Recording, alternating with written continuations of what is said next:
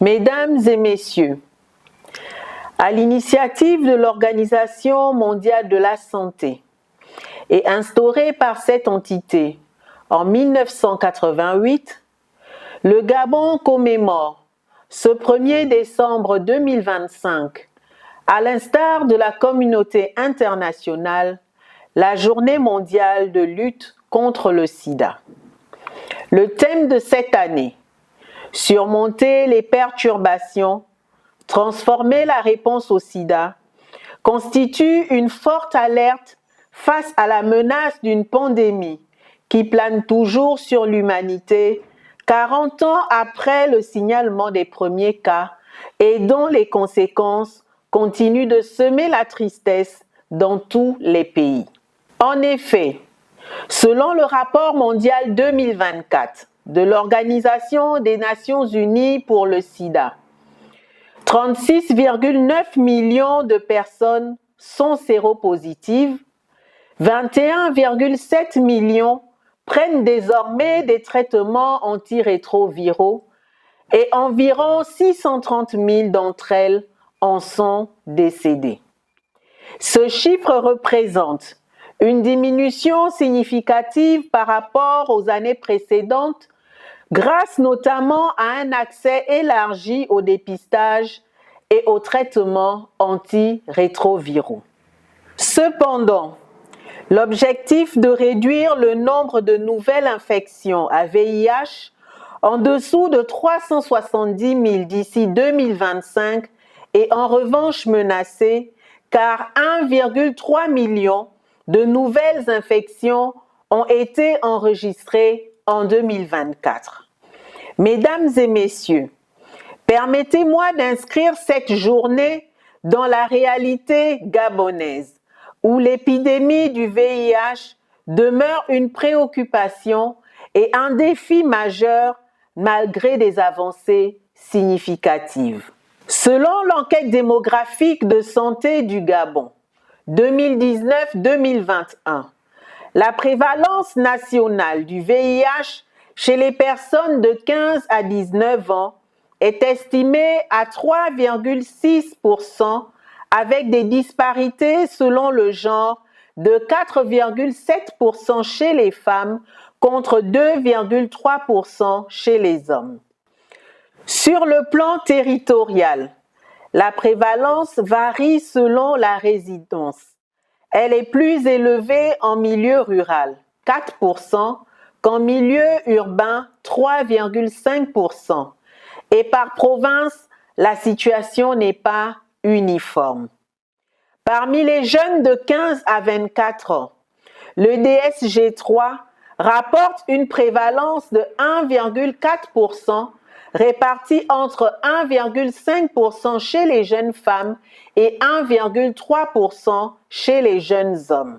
Les toutes dernières estimations de l'ONU-SIDA, datant de décembre 2024, présentent un tableau où la prévalence nationale est située à 2,8% chez les personnes de 15 à 49 ans et de 0,9% chez les jeunes de 15 à 24 ans, avec les mêmes tendances épidémiologiques selon les genres et les mêmes disparités provinciales.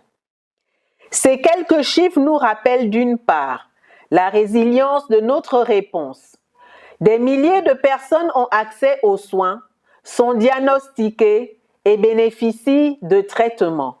Mais d'autre part, ils soulignent qu'il reste des zones critiques: la mortalité, l'abandon du traitement, l'augmentation des infections chez les jeunes et les inégalités de genre. Dans ce contexte national fragile, les perturbations externes prennent un poids encore plus alarmant.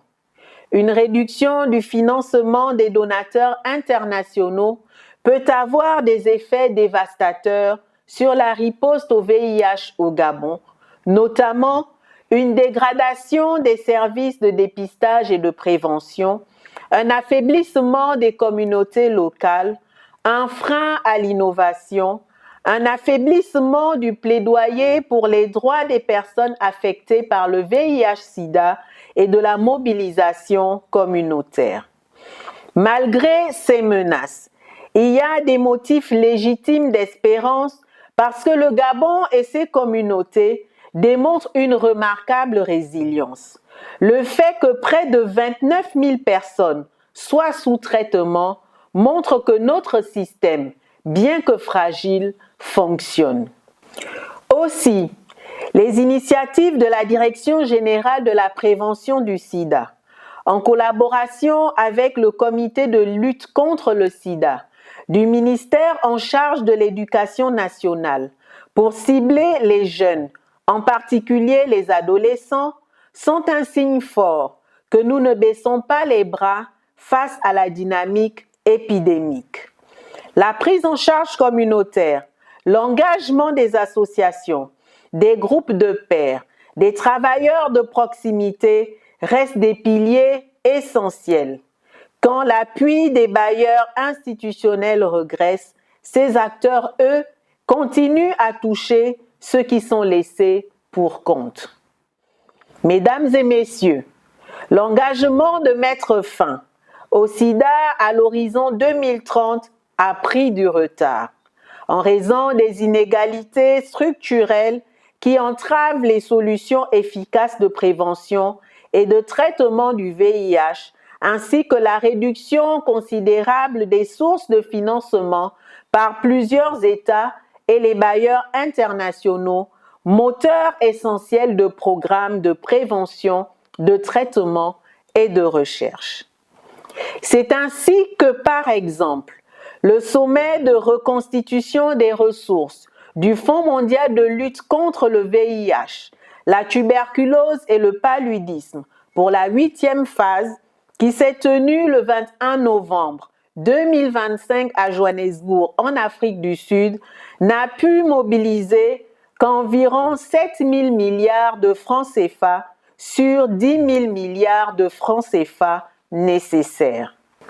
Les experts ont clairement souligné les risques liés à la baisse des ressources destinées à faire reculer les maladies tributaires du VIH dans nos pays. Les ruptures d'approvisionnement antirétroviraux, la fermeture des centres de dépistage, la diminution du soutien communautaire et le recul dramatique des services de prévention dans de nombreux pays à travers le monde. Ces perturbations ne sont pas théoriques. Elles coûtent des vies. Elles vont encore coûter des vies. Nous devons lever la voix aujourd'hui pour rappeler que l'engagement mondial envers le VIH ne peut pas faiblir maintenant au moment où tant de gains pourraient être perdus. Mesdames et messieurs, à la lumière de ces constats, le ministère de la Santé aimerait traduire à cette occasion la détermination de son Excellence, M. Brice Clotaire Oligui Nguema, président de la République, chef de l'État, chef du gouvernement, à soutenir toutes les actions de mobilisation des ressources pour accentuer la lutte contre le VIH-Sida. Le gouvernement appelle l'ensemble des acteurs du secteur privé gabonais à renforcer son implication dans cette lutte. Nous invitons aussi les entreprises à intensifier les actions de prévention et de sensibilisation en milieu professionnel, encourager le dépistage volontaire et lutter contre toute forme de stigmatisation. Soutenir les initiatives nationales et communautaires, améliorer l'accès aux soins et aux traitements. Développer des partenariats contribuant à la réduction durable de l'impact du VIH-Sida. La participation active du secteur privé est essentielle pour atteindre les objectifs fixés par la stratégie nationale de lutte contre le VIH au Gabon et pour protéger le capital humain, moteur du développement. Le gouvernement réaffirme sa disponibilité à accompagner toutes les entreprises engagées dans cette démarche. Aux bailleurs internationaux, nous demandons un réengagement soutenu pour consolider les partenariats et garantir la continuité des programmes. Pour le renforcement des financements domestiques, le Gabon doit investir davantage dans sa riposte au VIH, notamment dans la prévention. Cela implique des budgets publics plus ambitieux et des stratégies nationales de pérennisation. En matière de renforcement des capacités communautaires locales, il est essentiel que les organisations de la société civile se réinventent, qu'elles mettent à l'échelle des modèles communautaires de soins et assurent un accompagnement psychosocial plus efficace des personnes vivant avec le VIH. Focus sur les jeunes et l'égalité de genre. Avec de très nombreux jeunes de 15 à 24 ans séropositifs, dont majoritairement des filles, la prévention doit être renouvelée et pérennisée à travers des campagnes dans les écoles, collèges, lycées et universités autour de l'éducation sexuelle, l'accès aux services de dépistage et de contraception, ainsi que l'autonomisation des jeunes femmes. L'autre impératif du gouvernement reste la surveillance, le suivi et le retour des perdus de vue. Il nous faut à ce titre développer des stratégies innovantes telles que le suivi mobile, le mentorat, l'accompagnement communautaire pour ramener dans le soin ceux qui ont quitté le système pour empêcher la mortalité évitable. Mesdames et messieurs, le Gabon, comme d'autres pays, a démontré sa capacité de résilience par le diagnostic, les traitements, l'engagement communautaire, mais ces efforts ne peuvent pas porter seuls le poids d'une crise financière mondiale. Nous devons transformer la réponse au sida, non seulement en la défendant contre les coupes, mais en la rendant plus durable, plus locale, plus centrée sur les communautés.